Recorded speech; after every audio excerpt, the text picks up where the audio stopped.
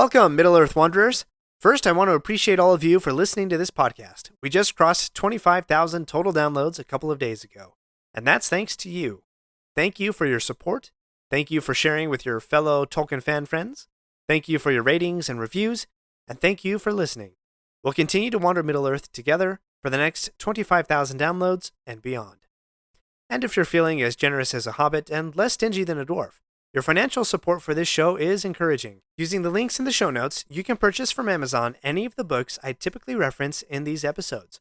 Or you can access my Red Circle page and provide a donation there. Just tap the link in the show notes. A big shout out to listener Troy B. for his recent donation. Thank you so much.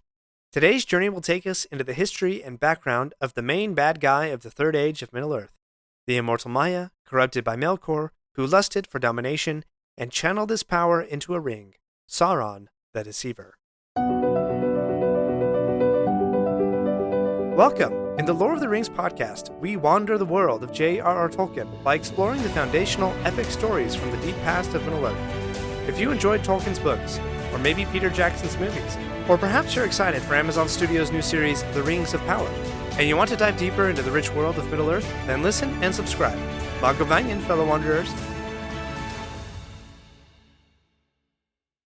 Today's episode date is August 25.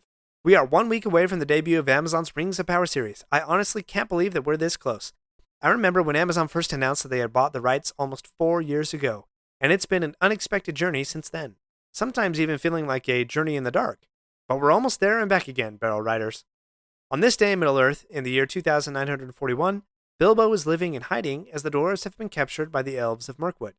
In the year 3020, the Shire is enjoying a boomer crop yield due to the peace that has been restored. This is adapted from the Today in Middle-earth History calendar on theonering.net. Sauron originated as one of the Maiar. The Maiar were a class of spiritual beings created by Iluvatar, and who served the more powerful class of beings known as the Valar. At first, Sauron followed after Aule, who was the chief smith and craftsman for the Valar. But Sauron was persuaded to follow Melkor, aka Morgoth, and, quote, he became the greatest and most trusted of the servants of the enemy, and the most perilous, for he could assume many forms. Sauron would never leave the service of Morgoth, and, quote, walked behind him on the same ruinous path down into the void. For reference, other characters in Middle-earth were also from the Maiar. This includes Melian and Doriath, the Eagles, the Ents, the Balrogs, as well as the Istari, the wizards, like Gandalf and Saruman. But even beings in the same class are not exactly the same. They each have different gifts, preferences, and proclivities. And for Sauron, if at first he had the desire to craft and create, that desire was soon turned to lust for power and domination. We get a few glimpses of Sauron in the First Age. His first major task is to command the fortress of Angband as a western defense, should the Valar decide to strike with war on Morgoth's fortress Autumno. He was also aware of the march of the newly awakened elves when they were summoned by the Valar to come to Valinor, causing sickness, accidents, and many deaths along the way, not to mention creating cruel and cold winters that the elves had to endure. The Valar eventually did strike against Morgoth, and Sauron made a feint of defense at Angband before retreating to Morgoth's stronghold.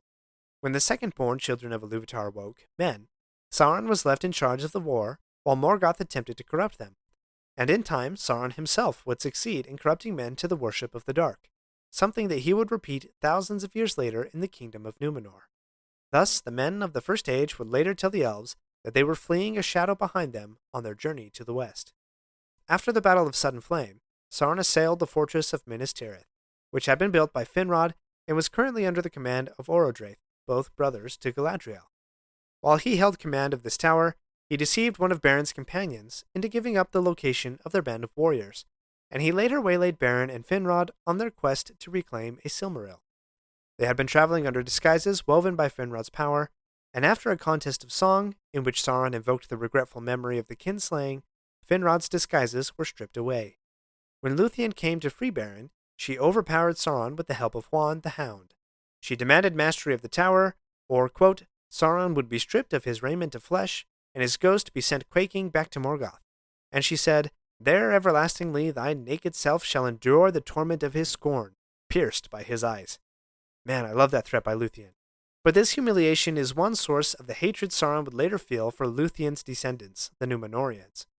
after this defeat at the hands of an elf maiden, Sauron doesn't really show up in the First Age again. When the Valar finally overthrow Morgoth, Sauron again assumes a fair and noble form, and attempts to repent before the Herald of the Valar.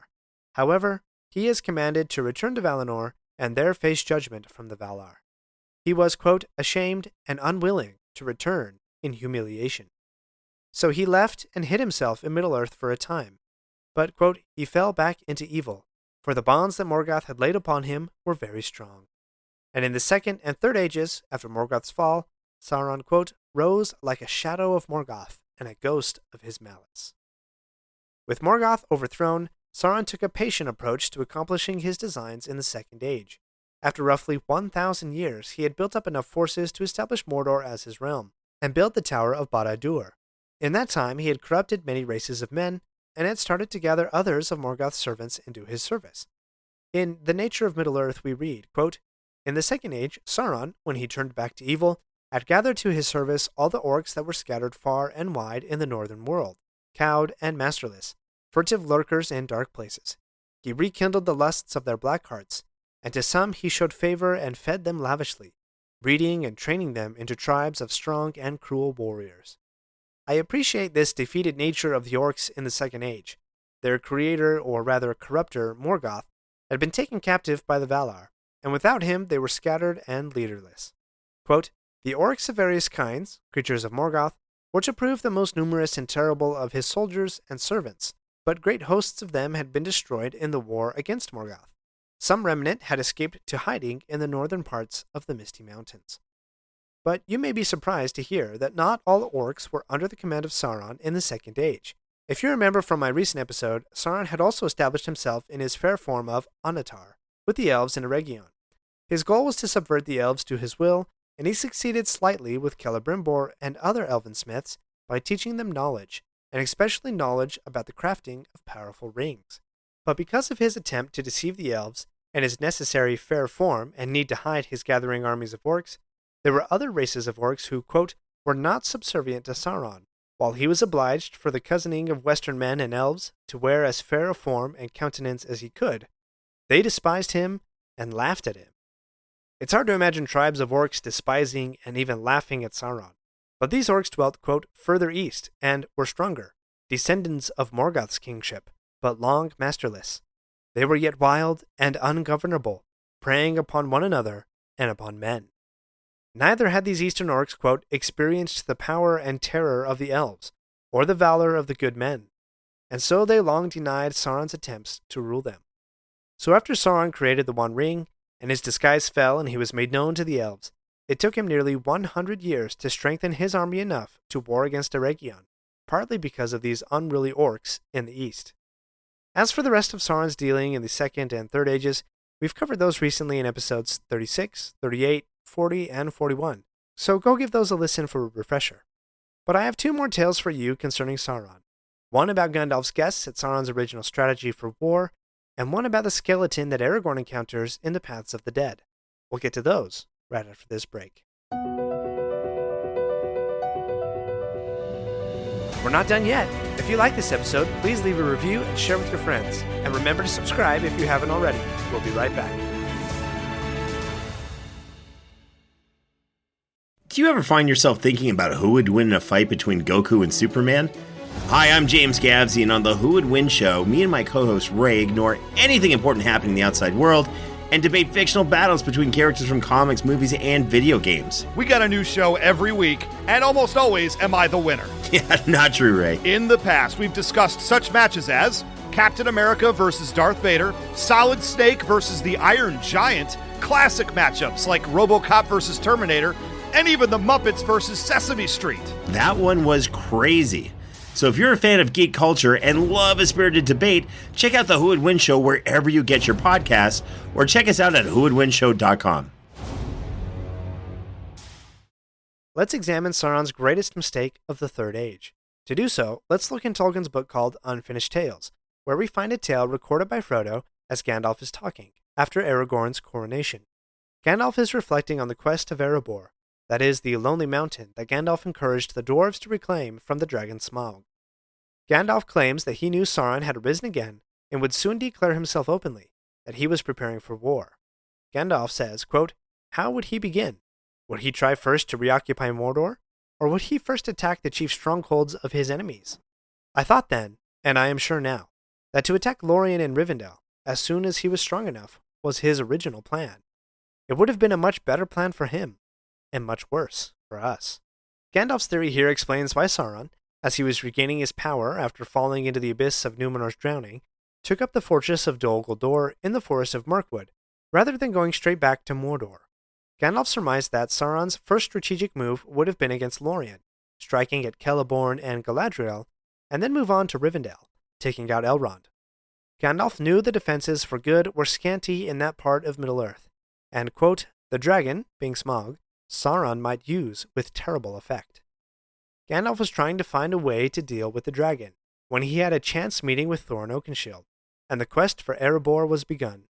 That story is told in The Hobbit, but the story that is not told in The Hobbit, only hinted at, and actually shown in Peter Jackson's Hobbit movies, is that Gandalf, quote, "persuaded the council to attack Dol Guldur first, before Sauron attacked Lorien.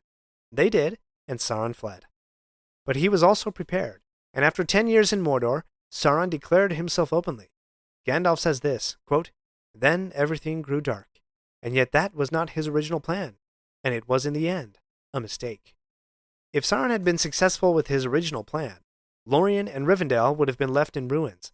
As Gandalf further says, quote, "Resistance still had somewhere it could take counsel free from the shadow.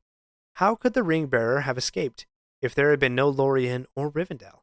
And those places might have fallen, I think, if Sauron had thrown all his power against them first, and not spent more than half of it in the assault on Gondor." So there it is. Because of Gandalf's vigilance and Sauron's strategic mistakes, Smaug was defeated, dwarves and men established new kingdoms in the north to fight against Sauron, Lorien and Rivendell remained to help the Ring-bearer and his company escape the enemy, and yet Gondor took the hardest strike of the hammer, but would not have if Sauron's plans hadn't been foiled. One last tidbit of Sauron's influence over men, an evil deed he had done even from the earliest days of men's awakening, corrupting them to a false worship of the dark. Tolkien illustrated this firsthand in the story called Akallabeth in the Silmarillion, where Sauron corrupts the Númenóreans to worship the dark, even building a temple and performing human sacrifices, attempting to stave off death. But let's start in The Return of the King, in the chapter The Passing of the Great Company, when Aragorn and his companions pass through the Dark Door into the paths of the dead. While on this chilling passage, they find the skeleton of a man, still in armor, and, quote, "before him stood a stony door closed fast, his finger bones still clawing at the cracks." Aragorn says a few words before passing on, in part, quote, "Through all the long years he has lain at the door that he could not unlock. Whither does it lead? Why would he pass? None shall ever know." This paragraph chills me when I read it, and I remember from the very first time I did, I thought, where does it go? I wanted to know so badly, and for a long time that question was in my mental bucket labeled things to ask Tolkien about Middle-earth when we get to chat in heaven. I thought Aragorn was right. None shall ever know. But Aragorn was wrong, and it all has to do with Sauron. It wasn't until I was researching this episode that I found a small footnote tucked away in an essay by Tolkien called The Rivers and Beacon Hills of Gondor, which is published in Karl Hostetter's book The Nature of Middle-earth. As you can imagine, with that title about rivers and hills, the essay is a little dry and quite flat.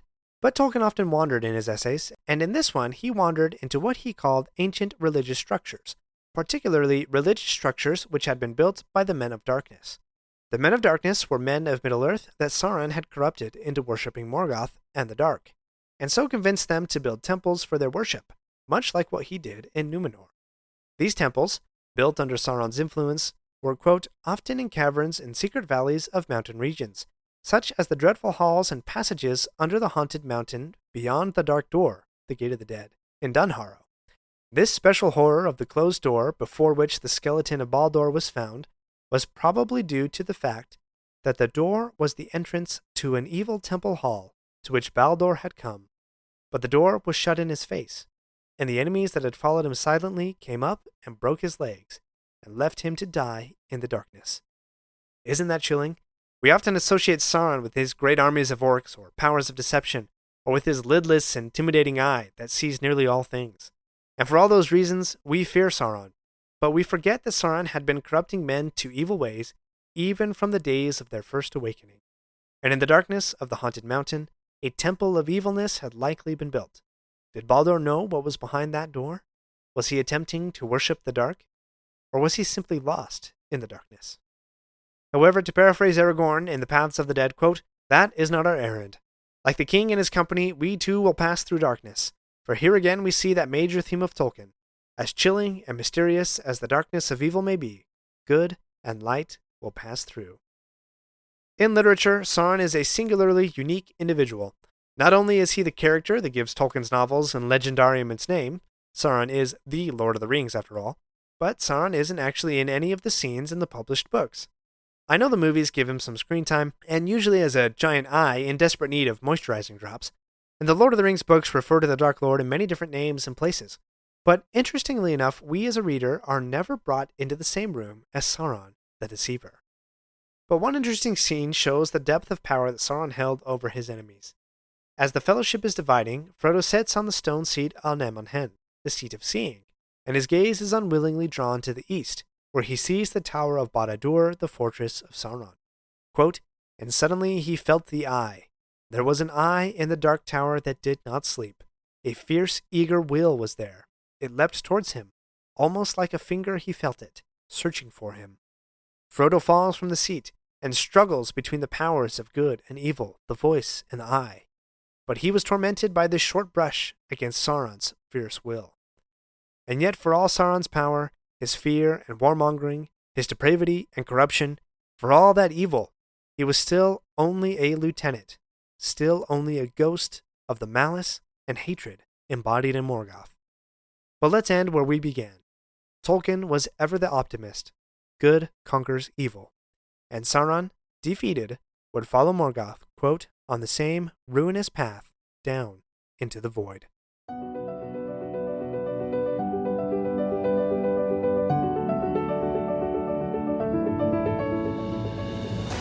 My friends, if you enjoyed this episode, let me know by subscribing, leaving a review, and sharing with your friends. Follow me on Facebook or Instagram at Lore of the Rings Podcast. For feedback on the show, please email me using the link in the show notes. Until next Thursday, remember, not all those who wander are lost.